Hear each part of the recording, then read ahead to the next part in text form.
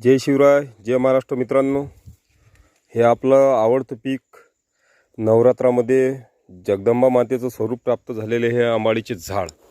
याच्यामधून गावरान आंबाडी असते. त्या आंबाडीचं नैवेद्य हा नवरात्रामध्ये कोल्हापूरच्या महालक्ष्मी मातेला आपण दाखवतो. आणि सर्व जेवढे नवरात्रामध्ये 9 जे माता बसलेले असतात आपल्या, त्यांना याचाच नैवेद्य असतो. या आंबाडीचाही सुद्धा चालतो. पण हे आंबाडी पाहिल्यावर काही जणांच्या तोंडामध्ये पाणी सुटलेलं असेल, कारण की सर्वांना लहानपणची आठवण आलेली असेल की जेवढेही 1900 जवळपास 98-95च्या अगोदर सर्वांनी याची चटणी भाकरीसोबत 1 नंबर गूळ टाकून खाल्लेली आहे.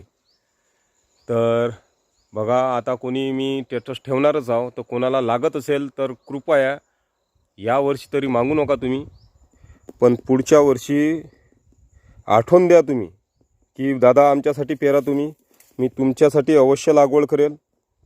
आणि चव तर माहीतच आहे तुम्हाला कशी आहे. तर आता तुम्हाला चव म्हणसान तर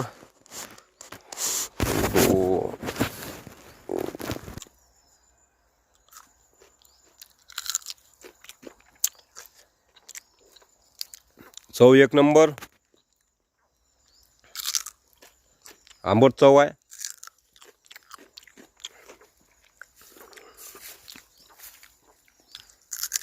गूळ टाकून याचं मस्त एक शीर बनवल्या जातो याचा. ज्यांना कोणाला वाटत असेल, आता कमेंटवर मला म्हणसान तुम्ही एकटा खाऊन राहिला आणि तू का नाही सांगत, तर लक्षात असू द्या, यावेळेस तुमच्या देखत खाऊन राहिलो, पुढच्या वर्षी तुमच्या देखत खाल्ल्या नाही गेलं पाहिजे. त्यासाठी तुम्ही भाऊ कोण्या हलतीत मला याची लागवड सांगा.